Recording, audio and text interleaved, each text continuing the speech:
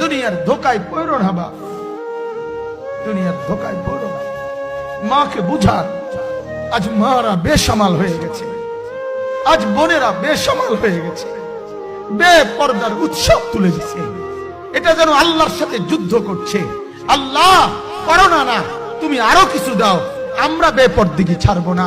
যুবক ছেলেগুলো যেন বলতেছে, আল্লাহ তুমি করোনা দেওয়ার যাই দাও, অশ্লীল ছবি দেখা, ফেসবুকে নর্তকী দেখা, আমরা ছাড়বো না। দেখি তুমি কি করতে পারো, তুমি যা করার করো।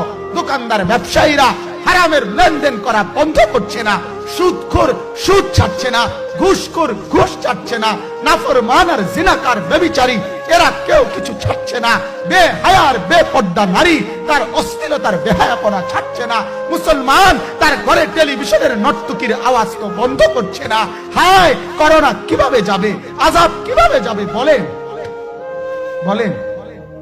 ফেরাউনের উপরে তো আযাব এতদিন ছিল না, নমরুদের উপরে আযাব এতদিন ছিল না, সাদ্দাদের উপরে আযাব এতদিন ছিল না, কারুনের উপরে আযাব এতদিন ছিল না, লূত আলাইহিস সালামের কওমের উপরে আযাব এতদিন ছিল না, হুদ আলাইহিস সালামের কওমের উপরে আযাব এতদিন ছিল না, নূহ আলাইহিস সালামের কওমের উপরে এতদিন আযাব ছিল না।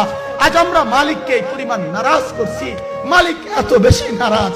আজ 1 বছর হয়ে গেছে, 1 বছরের চাইতে বেশি হয়ে গেছে, কই করোনার মহামারীর আযাব তো যাচ্ছে না।